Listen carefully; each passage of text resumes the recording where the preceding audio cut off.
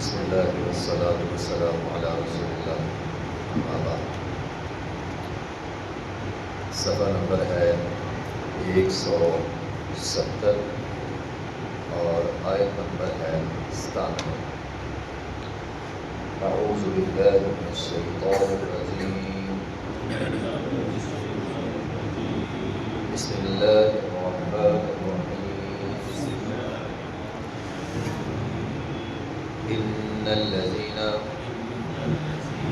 توفاهم الملائکۃ ظالمی انفسهم قالوا فیما کنتم قالوا كنا مستضعفین فی الارض قالوا ألم تكن أرض الله واسعة فتهاجروا فيها فأولئك مأواهم جهنم وساءت مصيرا۔ ان الذین بشک وہ لوگ توفاهم الملائکۃ کہ فرشتے جب ان کو فوت کرتے ہیں، ظالمی انفسہم اس حال میں کہ وہ اپنے آپ پر، کسی اور پر نہیں بلکہ اپنے آپ پر ظلم کر رہے ہوتے ہیں۔ قالوا فیما کنتم وہ پوچھتے ہیں کہ تم کس حال میں تھے؟ فرشتے ان سے پوچھتے ہیں ہاں بھی تم کس حال میں تھے؟ قالوا آگے سے کہتے ہیں کننا تھے ہم مستضعفین کمزور سمجھ جاتے فی الارض زمین میں۔ قالوا فرشتوں نے کہا الم تکن ارض اللہ کیا نہیں ہے اللہ کے زمین واسعۃ وسیع، اللہ کی زمین تو بڑی وسیع تھی، فتہاجروا فیہا تو ہجرت کیوں نہیں کی اس میں؟ فاولئک یہی وہ لوگ ہیں مأواہم جہنم ان کا ٹھکانہ جہنم ہے، وساءت مصیرا اور وہ بہت بری جگہ ہے رہنے کے اعتبار سے۔ اس آیت کے اندر اللہ تعالیٰ نے ہجرت کو بیان کیا ہے۔ ہجرت مدینہ کے قرب و جوار میں کچھ لوگ ایسے آباد تھے جو بظاہر مسلمان تھے لیکن اپنا علاقہ چھوڑ کر وہ مدینہ بھی نہیں آتے تھے۔ اسی طرح کچھ لوگ ایسے بھی تھے جو مکہ میں تھے، ہجرت کر سکتے تھے لیکن مکہ چھوڑ کر وہ مدینہ نبی علیہ السلام کے پاس نہیں آتے تھے۔ ایسے لوگوں کے بارے میں قرآن کی یہ آیت جو ہے وہ نازل ہوئی ہے۔ پہلی بات تو یہ ہے کہ بعض اوقات حکم عام ہوتا ہے لیکن اگر خلیفہ وقت اس کو کرنے کا حکم دے دے تو وہ عمل واجب ہو جاتا ہے۔ اب ہجرت کا حکم ایک عام حکم ہے۔ جب نبی علیہ السلام نے یہ حکم دے دیا کہ تمام اہل اسلام مدینہ میں جمع ہو جائے تو پھر ہر ایک کے لیے ہجرت واجب ہو گئی تھی۔ جو جہاں بھی رہتا ہے اپنے علاقے کو چھوڑ کر مدینہ جانا اس کے لیے واجب تھا۔ ہاں نبی علیہ السلام سے اجازت لے کر اگر وہ چاہے تو اپنے علاقے میں رہ سکتا تھا، تو جس نے اجازت نہیں لی بغیر اجازت کے اپنے علاقے میں رہ رہا ہے، اگرچہ اس نے کلمہ پڑھ لیا ہے، اسلام نے اس کے کلمے کو قبول نہیں کیا چونکہ اس نے خلیفہ کا، امیر کا اور خاص طور پہ نبی علیہ السلام کا حکم نہیں مانا اور اپنے گھر میں رہا۔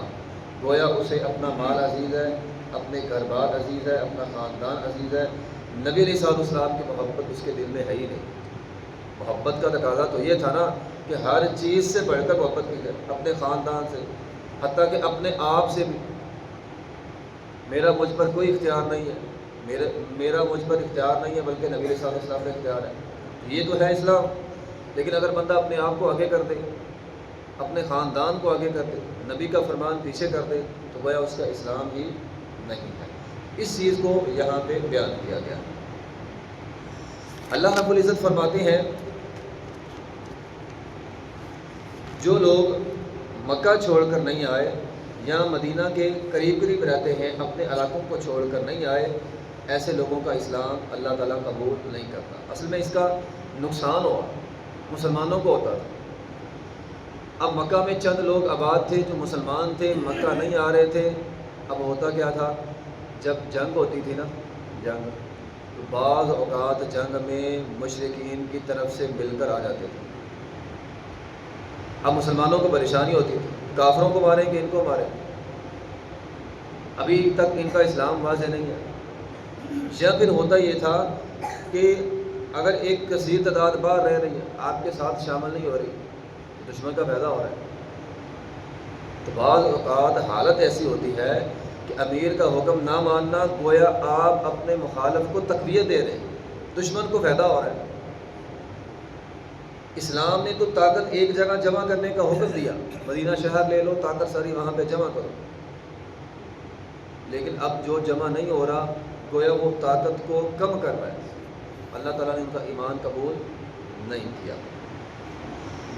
تو بہرحال ایسے دارالکفر میں رہنا جہاں پہ اس سے یہ بھی ثابت ہوا اسلام پہ عمل کرنا نہایت مشکل ناممکن ہو، اس علاقے کو چھوڑ دینا چاہیے۔ اگر وہ نہیں چھوڑتا تو گویا وہ اسلام ہی، اس کا اسلام تصور نہیں کیا جائے گا۔ ان الذین توفاہم الملائکہ، ایسے لوگوں کو جب فرشتے فوت کرنے آتے تھے، ظالمی انفسہم، ان کا ظلم کیا ہے؟ ان کا ظلم اصل میں یہ ہے کہ وہ اپنے آپ کو صحیح طور پر مسلمان ثابت نہیں کر رہے، یہ ان کا ظلم ہے۔ اپنے آپ میں ثابت کرنے کے لیے پیچھے ہم نے پڑھا ہے کہ اللہ تعالیٰ نے حکم دیا تھا کہ یہ ہجرت کر کے آپ کے پاس آ جائیں، اپنے ایمان کو ثابت کریں، ان کا ایمان قبول ہوگا۔ اگر نہیں ثابت کرتے تو ان کا ایمان قبول نہیں ہوگا۔ تو ظالمی انفسہم، ان کا ظلم یہ ہے کہ وہ اپنے ایمان کو ثابت نہیں کر رہے۔ قالوا فیما کنتم، فرشتے پوچھتے ہیں ہاں بھی، اور کیوں نہیں چھوڑا اپنا علاقہ؟ قالوا كنا مستضعفین فی الارض، کہنے لگے ہم تو اپنے علاقے میں بڑے کمزور تھے۔ یہ کمزور کوئی نہیں تھے، بہانے باز تھے، اگر چاہتے تو ہجرت کر لیتے۔ آپ صحابہ کرام کی ہجرت نوٹ کریں، بعض صحابہ کرام نے مشکل ترین وقت میں ہجرت کی، مشکل ترین وقت۔ ابو بصیر نے 2 دفعہ ہجرت کی، صلح حدیبیہ کے بعد آیا تھا، صلح ہو چکی تھی کہ جو بھی بندہ مسلمان ہو جائے گا وہ مدینہ نہیں جائے گا۔ ابو بصیر مکہ سے 2 دفعہ مدینہ گیا، نبی علیہ السلام نے دونوں دفعہ واپس کر دیا، وہ واپس مکہ میں نہیں گیا، راستے میں بیٹھ گیا، ٹھیک ہے نا۔ ام سلمہ رضی اللہ تعالیٰ عنہ، ان کی ہجرت کی بڑی داستان ہے، ایک اکیلی عورت تھی، ابو سلمہ، ام سلمہ اور ان کا ایک بیٹا تھا، تینوں مسلمان تھے۔ اب ہجرت کا حکم ہو گیا، ہجرت کرنی ہے۔ اب ابو سلمہ ہجرت کرنے لگے ہیں، ام سلمہ کے گھر والوں نے کہا ہم تو اپنی بچی بھی ساتھ لے گئے، روک لیا زبردستی۔ اب پتہ کیا ہوا، اب ام سلمہ کو روک لیا، ابو سلمہ نے بچہ ام سلمہ کو دے دیا، ماں کو دے دیا، خود چلے گئے مدینہ میں۔ اب ام سلمہ دل کے اندر ایمان تھا، اب وہ تڑپ تھی کہ میں کب مدینہ جاؤں، روزانہ راستے میں جا کر بیٹھ جاتی تھی۔ اب بیچ میں ہوا یہ کہ جو ابو سلمہ کے گھر والے تھے انہوں نے بچہ بھی لے لیا، یہ تو ہمارے بھائی کا بچہ ہے، ہم نہیں دیں گے۔ اب بچہ انہوں نے رکھ لیا، داد کے خاندان والوں، اب یہ اکیلی عورت بیٹھی رہتی۔ اب حکم ہوا، گھر والوں کو ترس آ گیا، انہوں نے کہا جاؤ ٹھیک ہے ہجرت کر جاؤ، یہ اکیلی نکل پڑی۔ آپ اندازہ لگائیں مکہ سے مدینہ کتنا سفر ہے، اور اگر پیدل کرنا ہو تو گاڑی کی بات نہیں ہے، سہولتیں بھی نہیں ہیں، اکیلی عورت پیدل چل پڑی۔ یہ تو پھر وہ جو طلحہ بن عثمان تھے، یا عثمان بن طلحہ غالباً، وہ جن کے پاس بیت اللہ کی چابیاں ہوا کرتی تھی، وہ تو راستے میں وہ مل گئے، حالانکہ وہ کافر تھے، لیکن اس نے سوچا یار اکیلی عورت، خاندانی لوگ تھے وہ لوگ، اکیلی عورت جا رہی ہے، وہ ساتھ مل گیا اور مدینہ جا کر چھوڑ کر واپس آئے، پھر بعد میں بچہ بھی مل گیا۔ تو مقصد یہ ہے کہ جنہوں نے ہجرت کرنی تھی وہ اکیلے چل پڑے۔ اسی طرح ام کلثوم بنت عقبہ ایک عورت تھی، مسلمان ہو، اکیلی چل پڑی، اکیلی چڑھی، صلح حدیبیہ کے بعد مدینہ پہنچ گئی۔ اب پیچھے سے لینے والے آگے، وعدہ ہوا تھا بھی جو بھی مسلمان ہو کے مدینہ آئے گا واپس کرنا ہے، انہوں نے کہا جی واپس کریں۔ اللہ نے قرآن اتار دیا، عورتوں کو واپس نہیں کیا جائے گا۔ تو پھر اس قرآن کے حکم کے بعد ام کلثوم بنت عقبہ جو تھی، جو عقبہ کی بیٹی تھی، اس کو نبی علیہ السلام نے واپس نہیں کیا۔ اکیلی عورتیں ہجرت کر رہی، اگر کرنا چاہتے تو کر لیتے، ایسے بہانے مار رہے تھے کننا مستضعفین فی الارض، ہم نہیں آ سکتے، وہ جھوٹ ہے تمہارا، تمہیں اپنی جان عزیز تھی، اپنا مال عزیز تھا، اپنا خاندان عزیز تھا، اور خاص طور پہ تمہارے وہاں رہنے کی وجہ سے اسلام کمزور ہو رہا تھا، اسلام کا نقصان ہو رہا تھا، کافروں کا فائدہ ہو رہا تھا، اس لیے تمہارا ایمان ہی اللہ کو قبول نہیں۔ تو یہ خاص حالات ہوتی ہیں، خاص حالت میں اگر امیر کا حکم ہو جائے تو وہ چیز سب پر فرض ہو جاتی ہے، جو وہ کام نہیں کرتا گویا وہ مسلمان تصور نہیں کیا جاتا۔ قالوا الم تکن ارض اللہ واسعہ، کہ اللہ کی زمین جو ہے وہ وسیع نہیں ہے؟ اللہ کی زمین تو بڑی وسیع ہے۔ تو یہ ہمارے لیے سبق ہے۔ بعض بندے آتے ہیں وہ جی میں گناہ نہیں چھوڑ سکتا، کیوں بھی؟ اور میری صحبت ہی ایسی۔ ارض اللہ واسعہ، اللہ کی زمین وسیع ہے، صحبت چھوڑ دے گی؟